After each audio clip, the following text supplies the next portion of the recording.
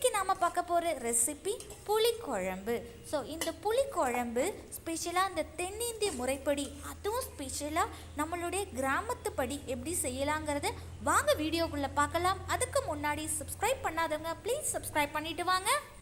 இப்போது இந்த புளிக்குழம்பு செய்ய தேவையான பொருட்கள்னு பார்த்தோன்னா, நான் ஒரு 3 கத்திரிக்காய் எடுத்து கட் பண்ணி வச்சுருக்கேன். அதோட 2 தக்காளி எடுத்து கட் பண்ணி வச்சுருக்கேன். கொஞ்சம் தேங்காய், அப்புறம் ஒரு 4 சின்ன வெங்காயம், கொஞ்சமாக பூண்டு, அப்புறம் 1 கப் அளவுள்ள மல்லாட்டை எடுத்து ஊற வச்சுருக்கேன். அதோட தேவையான அளவு புளி எடுத்து ஊற வச்சுருக்கேன்.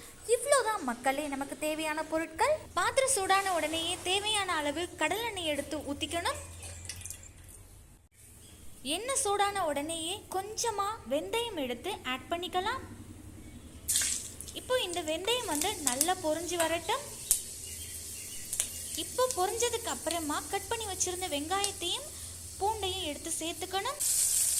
இப்போ வெங்காயமும் பூண்டும் நல்லா வதங்குது. இப்போ நாம கட் பண்ணி வச்சிருந்த தக்காளி எடுத்து சேர்த்துக்கணும். இப்போ தக்காளி நல்லா வதக்கி எடுக்கலாம். இப்போ நம்ம கொஞ்சம் தேவையான அளவு கல் உப்பு எடுத்து சேர்த்துக்கணும். இப்போ நம்ம கட் பண்ணி வச்சிருந்த கத்திரிக்காயும் தேங்காயையும் எடுத்து போட்டுக்கலாம். கொஞ்சம் நல்லா வதக்கிக்கணும். இப்போ நம்ம ஊற வச்சிருந்த மல்லாட்டை பயிர் எடுத்து சேர்த்துக்கலாம். இப்போ போட்ட எல்லாத்தையுமே நல்லா வதக்கி எடுக்கணும்.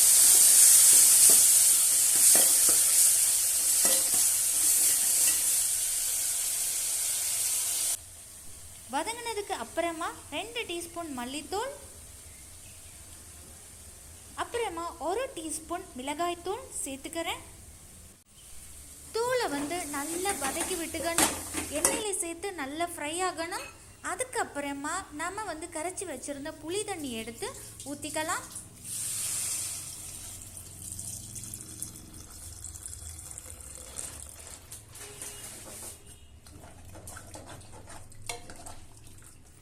இப்போ நாம் குழம்பு நல்லா கிண்டி விட்டுட்டு ஒரு பாத்திரம் வச்சு மூடி வச்சுருவோம். ஒரு 30 நிமிஷத்துக்கு நல்லா கொதிச்சு வரணும் இந்த குழம்பு.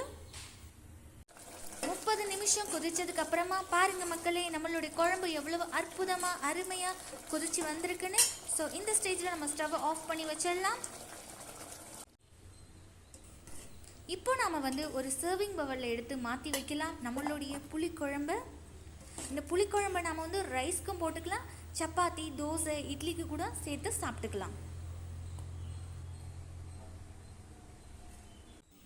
ஸோ மக்களே, உங்களுக்கு இந்த ரெசிபி ரொம்பவே பிடிச்சிருக்கும்னு நம்புகிறேன். கண்டிப்பாக like, share, comment and subscribe பண்ணிவிடுங்க. பை பாய்.